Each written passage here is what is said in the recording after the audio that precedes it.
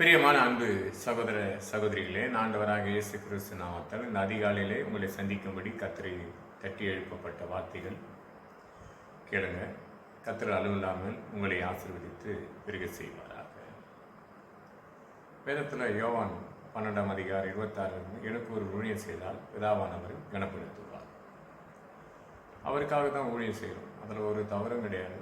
ஆனால் கொஞ்சம் சிலர்லாம் நினைக்கிற விதங்கள் வேறு. ஒரு காலகட்டத்தில் எங்கள் வீட்டுக்கு ஜெபம் பண்ண வர மாட்டாரு, அவங்க வீட்டுக்கு போகிறாரு கூட சொல்லுவாங்க. இன்றைக்கி ஜெபத்துக்கு கூப்பிடுறது, இந்த கொரோனாவுக்கு பிற்பாடு யாருமே என்ன பண்ணுறது கிடையாது, கூப்பிட்றது கிடையாது. அப்படி கூப்பிட்டாலும் ஒரு குறிப்பிட்ட ஆளை மனதில் வைத்து கொண்டிருக்கிறாங்க, அவங்கள கூப்பிட்டு ஜெபம் பண்ணிக்கணும். அப்போது கடவுளுடைய வார்த்தையானது என்ன, ஒரு குறிப்பிட்ட காலத்தில் இருந்த செய்திகள், அதுக்கப்புறம் சுவிசேஷங்கள், அப்படியே கிராமங்களில் சந்திப்பதெல்லாம் அப்படி நின்று போச்சு. காரணம் என்னன்னா, இந்த டிவி மூலியமாக நம்ம போதகர்கள் தான் சும்மா இருக்க மாட்டாங்க இல்லையா, ஏதாவது ஒரு கூட்டம் நடத்தி அவங்களுக்கு ஒரு தீர்க்கதரிசனம் உரையப்பட்டு ஒரு 2 விதமான கேட்டகரிகள் இருந்தாங்க. நம்ம அவங்கள சொல்ல விரும்பலை. அவங்க பல தடவை நானும் செய்தியில் சொல்லிட்டேன், ஏதோ ஒரு விதத்தில் யாரோ ஒரு ஐயா அங்கே பார்த்துருப்பாங்க, அதுக்காக ஜெபித்திருப்பாங்க, அவங்களுடைய திரும்புதல் இல்லை. அப்போ அவங்க என்ன சொல்கிறாங்கன்னா, மற்ற சபையை கொடுத்து குறை சொல்கிறாங்களே தவிர அவங்களுக்குரிய காரியத்தை வெளிப்பாடாக மற்ற சபையை நம்ம கெடுத்து கொண்டிருக்கிறது கிடையாது. இன்றைக்கி அதை அப்படி டிவி மூலிமா ஒரு பக்கம் இருந்தால் அவங்கவுங்க லோக்கல்லையோ சரி, அவங்க கிராமங்கள்லேயும் சரி, ஒரு சபை இருக்கும், அந்த சபைக்கு விரோதமாக இன்னொருத்தர் எழுப்பி என்ன பண்ணுவாங்க, சபையை கெடுப்பாங்க. இது நடக்குது.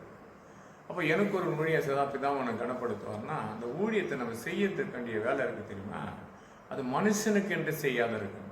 கொலிசேரில் நல்லாயிருக்கும் 3ஆம் அதிகாரம் 24 படிக்கும்போது, அப்போது மனுஷனுக்காக செய்யாமல், அப்போ பரிபூர்ணமாக யாருக்காக, கர்த்தருக்காக பரிபூர்ணமாக செய்யன்னு சொல்லியிருக்கோம். அழகாக இருக்கும். அப்போ நம்ம பரிபூர்ணத்தை எங்கே வைக்கிறோம்னு சொன்னால், மனுஷன் மேலே சிலர் வைத்துருவாங்க. அவங்களுக்கு மட்டும் உச்சரிப்பான தீர்க்க தரிசனம் வார்த்தைகளை சொல்லி அவங்கள பெருமைப்படுத்தி அந்த எளிமையான ஜனங்களை போய் சந்திப்பது கிடையாது. அப்போது வேதத்தில் பார்த்தீங்கன்னா, நீதிமொழி புத்தகத்தை படிக்கும் 19-17 போது ஏழைக்கருங்க கர்த்தருக்கு அடங்கும். அந்த ஏழை என்ற ஜனம் சொல்லப்படுகிற வார்த்தை நல்லா இருக்குது பாருங்க. நீங்கள் பார்த்தீங்கன்னா, அந்த ஏழை என்ற வார்த்தைக்கு கடவுள் நிறைய விஷயத்தை வச்சிருப்பார். பைபிளில் நீதிமொழி புத்தகத்தில் நிறைய இருக்குது. அப்போ ஏழையினுடைய நீதியை பார்க்குறவன் தான் அவன் நாணம் உள்ளவனாக மாறுவான். அப்படி தான் என்னுடைய ஊழியங்களே இன்னி வரைக்கும் ஏழை எளியரை சந்திக்கப்பட்டு தான் பல நாட்களாக இந்த ஊழியத்தை செய்து கொடுவோம். இந்த மாதம் என்னால் பண்ண முடியுமான்றது கூட எனக்கு கஷ்டம்தான். ஏன்னா மனிதனை நம்புறது கிடையாது. மனுஷனுடைய வார்த்தையானது பொய்யும் புதுட்டமாகி போச்சு. அதை போய் மனுஷன் நம்பி போகப்படும்போது நம்ம அவங்களை கேட்கனா இது நம்ம மேலே எரிசல் அடையிறான். அப்போ எப்போ இந்த எரிசல் உண்டாச்சுன்னு சொன்னால், சரியாக ஒரு 3 ஆண்டுகளாக இது நடக்குது. இந்த ஆலயத்தை முழுமையாக கட்டி முடிக்கணும் என்று ஒரு பிளான் வந்த பிற்பாடு கர்த்தர் உணர்த்தப்படும்போது பலர் சந்தித்தோம். நேற்று தினத்தில் கூட ஒரு அக்கா பேசினாங்க, அரப்பணம் பகுதியிலேருந்து ஒரு கிஃப்ட்டு அந்த வீட்டுக்கு கிடைச்சிது. எதிர்பாராக நாங்கள் அந்த இடத்துக்கு போகும்போது ஜெபிக்கப்படும் போது எனக்கு ரொம்ப பிரியமான அந்த மகன், எனக்கு பார்த்தா பல குடும்பங்களில் அந்த சிறு பிள்ளைங்க ரொம்ப பிடிக்கும். அவங்க வளர்ந்து பெரிய ஆகி மேரேஜ் ஆகி போச்சு. கர்த்தர் ஒரு பெரிய அதிசயத்தை செய்தார். ஒன்றும் இல்லை, ரெட்டிப்பாகி கொடுத்துட்டார். இப்போ ஒரு கர்ப்பத்துக்கு கணி கிடையாது. 2வது ஒரு குழந்தை கொடுத்தாங்கன்னா அவங்களுக்கு அவ்வளோ சந்தோஷம். நான் ஃபோன் பண்ணதுங்க, வாப்பா அப்படின்னாங்க. அக்கா நான் வரேன், எனக்கு கொஞ்சம் உடம்பு சரியில்லை, வரல. இது ஊழியம், நான் கூப்பிட்டு ஓட்டின்னு ஓட முடியாது. ஏன்னா அந்த அக்கா பார்த்தீங்கன்னா ஒரு மருத்துவங்க, ஒரு நர்ஸாக இருந்தாங்க. சென்னையில் வட சென்னையில் நிறைய பேருக்கு உதவி செய்தவங்க. அந்த காலகட்டத்தில் நல்ல ஊழியம் அப்போலாம். அப்போ மனிதனுடைய எண்ணங்கள் வேறு இல்லையா, மனிதன் எண்ணங்கள் அநேகம். நாசு சுவாசம் உள்ள மனிதனை நம்பாதேன்றார் ஆண்டவர். ஏசாயா புத்தகம் 2ஆம் அதிகாரம் 22 இந்த நாசு சுவாசம் உள்ள மனிதன் ஒவ்வொரு கிராமங்களையும், ஒவ்வொரு பட்டணங்களையும், ஒவ்வொரு தெருவில் இருக்கும். அவன் என்ன பண்ணுவான்னா மற்ற சபைகளை கெடுப்பான். சிலர்லாம் பார்த்தீங்கன்னா சபையை கெடுக்கிறதுக்கு கிளேடி மாதிரி பண்ணுவாங்க. இன்னைக்கு கூட நடுவில் நான் விபிஎஸ் நடத்தினேன். அதுக்கு ஒரு எங்கள் கிராமத்தில் ஒரு தவறு நடந்தது. எனக்கு மெசேஜ் நான் உங்களை கேட்கலையா, நான் அறியாத செய்வர்ன்னு தான் நினைக்க முடியும். அவங்க எப்படியோ நம்ம சபையை சேகரிக்கணும், நம்ம சபையிலேருந்து யாரையும் அனுப்பக்கூடாது அப்படின்னு நினைப்பாங்க. அதே சிஎஸ்ஐ சார்ந்த ஒரு கடமை அப்பா என்னுடைய மகனை ஸ்கூலில் சேர்க்கணும்பாங்க. சரிம்மா போம்மா, நான் ஃபோன் பண்ணுறேன், அதை சேர்த்து விட்டுருங்க அப்படின்னு சொல்கிறான். எனக்கு அந்த இருபுறம் கருப்புள்ள பட்டயத்தை மட்டும் தான் பார்ப்பேன். அதை இருவாக பிரித்து பார்க்க மாட்டேன். என் சபை வேறு, உன் சபை வேறு, ஏசு என்ற நாமம் மட்டும்தான், அதை மட்டும் எப்போ உச்சரிப்போம். அது கிடையாதுங்க. சிலர்லாம் நீங்கள் அந்த சபைக்கு போயிடாதீங்க, பயம். நல்லா ஒன்று தெரிஞ்சுங்க, சரியான சத்தியம் உனக்குள்ளே இருந்தால், உடைய பிரசங்க கேட்கக்கூடியதாக இருந்தால் சிலருக்கு தானாக பயம் வந்துடும். எப்படி போகுதுன்னு ஜனம் தெரியாதுங்க. சத்தியம்தான். அந்த வசனத்தை சொல்ல சொல்ல சொல்ல வாசல் திறக்கப்பட கர்த்தர் மகிமையாக நடத்துவார். அப்படிப்பட்ட மகிமையான வார்த்தை போகுது இல்லையா? அப்போ தான் என் வார்த்தை எப்படி இருக்குமா? காரமாக, உப்பை போல காரசாரமாக இருக்கணுமா இல்லையா? கொலிசையர் 4ஆம் அதிகாரம் 6ஆம் வசனம், உப்பை போல காரசாரமாக இருக்கணும் கர்த்தருடைய வார்த்தையானது. அந்த வசனம் அனுப்பும்போது சத்தியத்தை அறிந்தால் விடுதலை பெறணும். இதுதான் பவுல் அழகாக ஒரு இடத்துல பேசுவார். அப்போஸ்தலர் காலத்தில் நினைக்கிறேன் 17ஆம் அதிகாரம் 23, 24 படிச்சிங்கன்னா ரொம்ப அழகாக இருக்கும். அந்த அறியப்படாத தெய்வம் யார் என்றதை கொடுத்து சொல்லுவார். வானத்தையும் பூமியும் உண்டாக்கப்பட்டவர் என்று இயேசு கிறிஸ்து பற்றி அவ்வளோ அழகாக இருக்கும் அந்த பிரசங்கம். அப்போ அந்த அறிவிக்கக்கூடிய செய்திகளை கேட்கவில்லைங்க ஜனங்களை. எங்கள் சபைங்க எப்படிங்க அந்த கூட்டத்தில் கலந்து கொள்ள முடியும் அப்படின்வாங்க. அவங்களுக்கு ஏதாவது ஒரு வேறு விஷயத்தில் கொண்டு போய் இருக்கும்போது ஆவிக்குரிய வாழ்க்கையில் வளராமல் பின்மாக்கம் போகணுமோ சொல்லுவாங்க. எவ்வளோ நாள் இந்த சபையில் இருந்தாங்க, பின்மாற்றம் அடைஞ்சிட்டாங்க.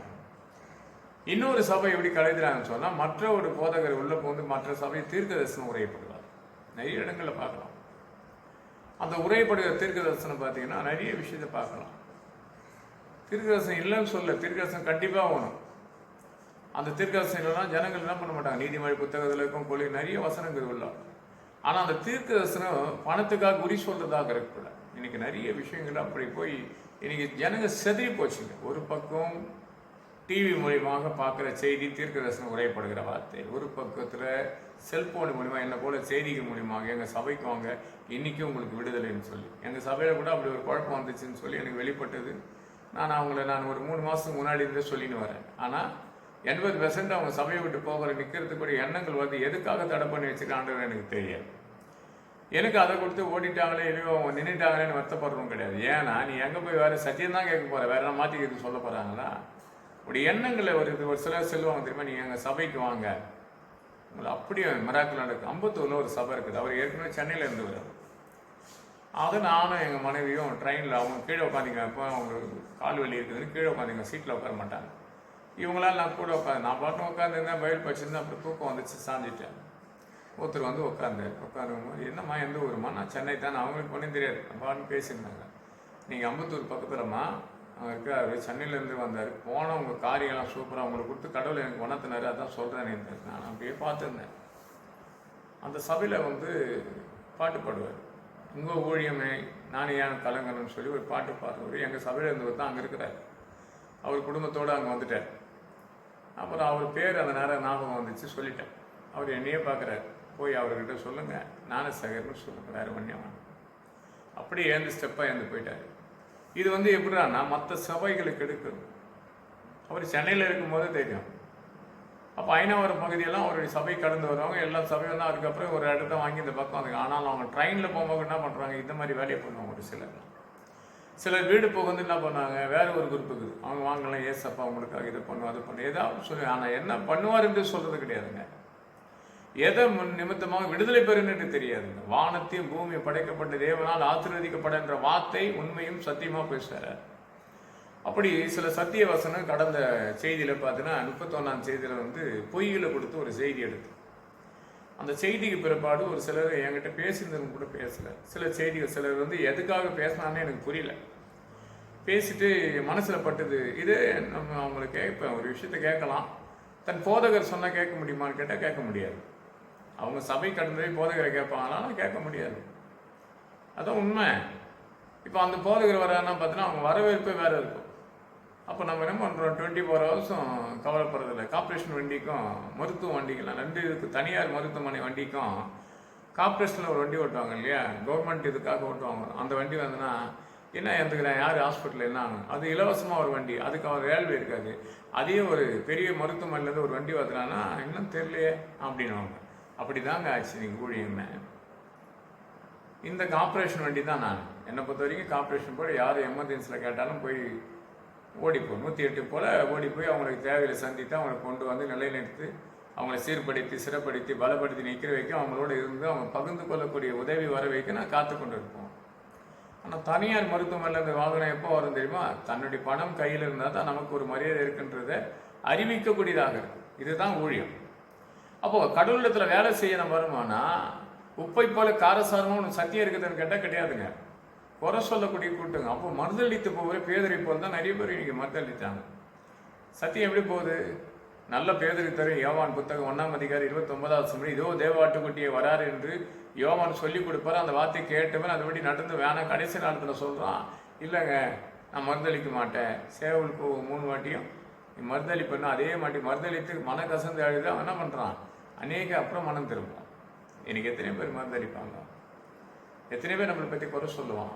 எனக்கு நிறைய சொல்லுவாங்க. இந்த சத்தியத்தை வேதத்தை படித்து கொண்டே இருந்தேன்னா நான் நிம்மதியாக இருக்கேன். நல்லா உனக்கு தெரியுங்க, இந்த வசனம் மட்டும் நான் படிச்சுக்கினே இருக்கிறேன். இனி வரைக்கும் பார்த்தீங்கன்னா இந்த 2 மாத காலங்களில் பார்த்தீங்கன்னா வசனத்தை முழுக்க எடுக்க நான் இழந்து போனதை கர்த்தர் எனக்கு கொடுத்தார். அப்போ இழந்து போனது தான் எடுக்கணும். நான் இழந்து போயிட்டேன். கடவுள்கிட்ட நான் இந்த கிருபை இழந்து போனேன். எப்போ இந்த கிராமத்துக்குள்ள சபையை நடத்துறேன்னு வந்த பிற்பாடு எங்கள் போதகர்கள் சொன்னதை போல அநேகரை எழுப்புற நான் சகர் எல்லாரையும் இட்டுன்னு போற கிராம ஒழித்த காட்டுற ஒரு காலகட்டத்தில் பார்த்தா உன்னை பார்த்து அப்படி கண்டுக்காத போயிடுவாங்க அப்படின்னு அது நடந்தது. இன்ன வரைக்கும் சிலர் பேச மாட்டாங்க. அப்போ பேசாதபடியாக நடத்துகிற விஷயம் பார்த்தீங்கன்னா கர்த்தர் நாம மகிமைப்படுத்த என் ஊழியம். மனுஷனுக்காக செய்ய மாட்டேன். கொலிசையான 3:24 படியாக மனுஷனுக்காக தேவனுடைய நாம பரிபூர்ணமாக இந்த ஊழியத்தை நம்ம செய்வோம். அப்போ கடவுளத்தை நம்ம அர்ப்பணிக்கிறோமான்னு கேட்டால் அர்ப்பணிக்கிறோம். கடவுளத்தை நம்ம பெற்றுக்கொள்கிறோமானா கிடையாது. அப்போ தேவனை சார்ந்திருக்கிறோமா கேட்டால் கிடையாது. இன்னைக்கு பார்த்தீங்கன்னா இந்த போதர் நல்ல பிரசவமா, அந்த போதர் பிரசவம் வந்தா, இந்த போதர் வந்தா வெயிட்டிங்கில் இருக்கிற காலமா போச்சு. இயேசு என்ற ரட்சகர் உங்க வீட்டுக்கு வந்தா தான் ரட்சிப்பு கிடைக்கும். லூக்கால படிக்கிற 19ஆம் அதிகாரம் 9ஆம் வசனத்தின் படி சகை வீட்டுக்கு எப்போ ரட்சிப்பு? இயேசு உள்ள வந்தா ரட்சிப்பு வரும். மனுஷனை உள்ள அழைத்து நம்ம எவ்வளவுதான் மேன்மைப்படுத்தினாலும் அதுல எந்த ரட்சிப்பும் வராது. அப்போ நம்ம மனுஷனை பார்த்தா சில செய்தி மனுஷனுக்கு ஏன் எரிசல் உண்டாதுன்னா அவங்களுக்கு கொடுத்த காரியம் வெளிப்படுது, அவ்வளவுதான். இந்த கிராமத்துல எத்தனையோ பேர் நம்ம விசுவாசிங்க அப்படியும் ஒரு 30 பேர்கிட்ட இருக்கிறாங்க. எல்லாரையும் கெடுத்து அவங்களும் பண்ண முடியல, அவங்களும் விட்டாங்க. அவங்க என்ன பண்றாங்க, பின்மாற்றம் அடைஞ்சு அவங்க பாட்டு உலாவி போதை பழக்கத்துக்கு அடிமைப்பட்டாங்க. சிலர்லாம் ஒரு விதமா விழுந்துட்டாங்க. கடந்த ஆண்டு நடந்தது. மே மாதத்தில் ஜெபித்த ஜெபத்தை கேட்டு கடல் கொடுக்க போய் எச்சரிப்பை மீறி போனவரெல்லாம் இன்னைக்கு சபைக்குள்ள வர முடியாது போயிட்டாங்க. காரணங்கள் கர்த்தருடைய வார்த்தை அற்பமாக நினைக்கிறாங்க. இன்னைக்கு இடம் மாறப்படும் போது, பேச்சுகள் மாறப்படும் போது ஏதோ ஒரு பெரிய அளவுக்கு யோசிக்கிறாங்க. எப்பவுமே கர்த்தர் உண்மை உள்ளவர். சத்தியத்தை மட்டும் நீ அறிந்தால் சத்தியம் உணர்வு ஆக்கும். காரசாரமான அந்த வார்த்தை உன் இடத்துல போகணும். சுவிசேஷம் அறிவிக்கப்படணும். ஏழை சந்திக்க போடணும். ஏழைகள் கொடுத்து பார்க்கணும், அவங்கள பராமரித்து பார்க்கணும். நம்ம மருத்துவமனை ஊழியர் செய்யும் போது இருந்த சந்தோஷம் வேற எங்கேயும் கிடைக்காது. சென்ட்ரல் கார்னரில் ட்ராக்ஸ் கொடுப்பேன். 6000 ட்ராக்ஸ் 7000 ட்ராக்ஸ் நின்று கொடுப்பேன். 3 மணி நேரத்தில் கொடுத்து முடிப்பேன். 5 மணிக்கு மேலே ட்ராக்ஸ் கொடுக்க மாட்டேன். வாரத்தில் 2 வாட்டி போயினா போன மாதத்துக்கு 2 வாட்டி மருத்துவமனை ஊழியம் செய்வேன். 1 வாட்டி கிராம ஊழியம் செய்வேன். 1 வாட்டி ட்ராக்ஸ் ஊழியம் செய்வேன். அப்படியேப்பட்ட அந்த வாலிப பருவ காலத்தில் ஓடின ஓட்டங்கள் மகிமையாக இருந்தது. என்னுடைய குரூப்பு பெரிய லெவலான கூட்டம். எனக்கு எல்லாம் எங்கள் போதகர் சொன்ன மாதிரி பாஸ்டர் மோகன்தாஸ் பார்த்தீங்கன்னா சென்னையில் இருக்காரு. இயேசு கிறிஸ்து ஜெபாலயத்தினுடைய தலைமை போதகர் சொன்ன ஞானசேகர் அநேகரை எடுத்து நீ பயன்படுத்துகிற. ஒரு காலத்தில் எல்லாம் உயர்த்த போக ஒன்று விட்டுருவாங்கன்னு அதை பற்றி நான் கவலையே பண்ணல. அவர் சொன்னபடி நடந்துச்சுங்க. மாறலாம் இல்லை. இன்னி வரைக்கும் எங்கள் போதகர்கிட்ட நான் லிங்க் வச்சுருப்போம். அவர் தான் கூப்பிட்டு எல்லாத்தையும் பண்ணிக்குவேன், எல்லாம் பண்ணுவேன். இன்றைக்கும் போயிட்டு என் பிறந்த நாளுக்கு வரக்கூடா. நாளைக்கு என் பிறந்த நாள் 6ஆம் தேதி. அப்போ நான் ஃபோன் பண்ணுவேன். ஃபோன் பண்ணி ஐயா ஜோம் பண்ணுங்கன்னா எனக்கு ஜோம் பண்ணுவேன், அவ்வளோதான். மே 1 ஜோம் பண்ணுவேன். என் திருமண காலம்னா ஜோம் பண்ணுவேன், அவ்வளோதான்.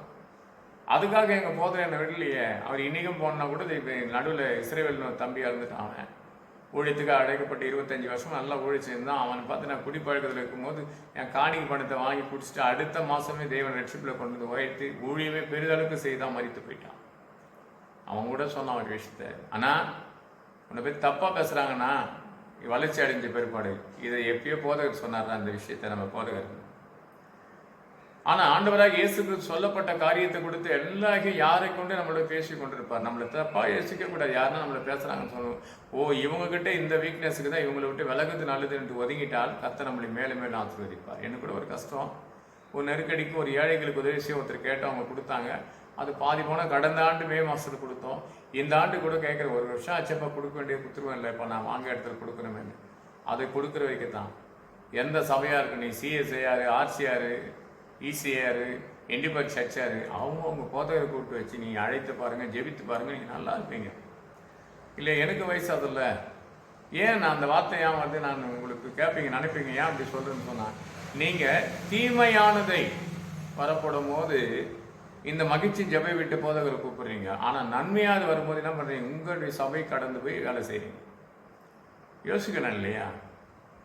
என்ன ஆண்டவர் சொல்லிக்கிறார், 1 சொல்லுவார், விதைப்பதனால நீர்ப்பதும் கனி கொடுக்காது, அவன் வேலைக்கு தேற்ற சம்பளத்தையும் கொடுப்ப நிற்கிறார் இல்லையா? அப்போ சபை கட்டுறதுக்கு சொல்லும் போது எல்லாம் ஒதுங்கி போயிட்டாங்க.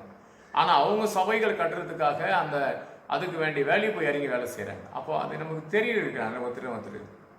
அப்போ தெரிவிக்கும் போது நம்ம யோசிக்கும் போது அவங்க சரியான வழியில் போகிறாங்க. இப்போ தப்பாக செய்யலை, அவங்க ஆலயத்தை கட்டுறாங்க. அந்த ஆலயத்தை சார்ந்திருக்க ஐயரோ இல்லை ரெவரண்ட்டோ இல்லை அவங்க சார்ந்திருக்க சுவிசேஷகரோ யாரையும் கூப்பிட்டு உங்கள் குடும்பத்தை ஜெபம் பண்ணி பாருங்கள், மேலே மேலே ஆசீர்வதிப்பாங்க. நான் கடந்து போன வீடுகள் எல்லாமே வீடுகள் வாசல் கட்டப்பட்டுச்சு, நல்லா சொன்னபடி பிள்ளைகள் படிப்பு முடிச்சிச்சு, அடுத்து காரியங்கள் நடந்தது இல்லையா? அப்போ அடுத்து நன்மையாக தான் இருக்கு. ஒரு 2 ஃபேமிலி தான். நான் அந்த 18 ஆண்டுகளாக திருவள்ளூர் மாவட்டத்தை செய்த ஊழியங்களில் 2 ஃபேமிலியும் ஒரே பிரச்சனை தான் மாட்டிருக்கான், கடன் தொல்லையில். கர்த்தர் அதை கூட இந்த ஆண்டு நிறைவில் முடிச்சு கொடுப்பாரு என்று விசுவாசத்துக்கு முடிச்சாருன்னா அவங்களும் உயர்ந்து போகட்டும். எனக்காக நீங்கள் ஜெபம் பண்ணுங்க. நாளைக்கு என் பிறந்த நாள், ஜெபம் பண்ணுங்க. எப்பாவது நீங்கள் ஜெபம் பண்ணும்போது நீங்கள் கூப்பிடும்போது நான் ஜெபம் பண்ணுறேன். கண்டிப்பாக உங்களுடைய சபை உங்களுடைய போதகரை வச்சு நீங்கள் வர காலத்தில் நடத்தி கொள்ளுங்க. கர்த்தர் உங்களை ஆசை. ஏன் இப்படி சொல்கிறேன்னு நினைக்காதீங்க. நான் எல்லாத்துக்கும் தன்னை தாய்த்து ஒப்பு கொடுத்தேன். அந்த தாய்த்து ஒப்பு கொடுத்த நிமித்தமாக தன்னுடைய போதகர் போது நீங்கள் எழுந்து ஓடி கட்டிப்பிடிச்சு அணைக்கிற விதங்கள் இல்லை. தூரம் நிற்க கிட்ட போய் யோசிக்கிறீங்க.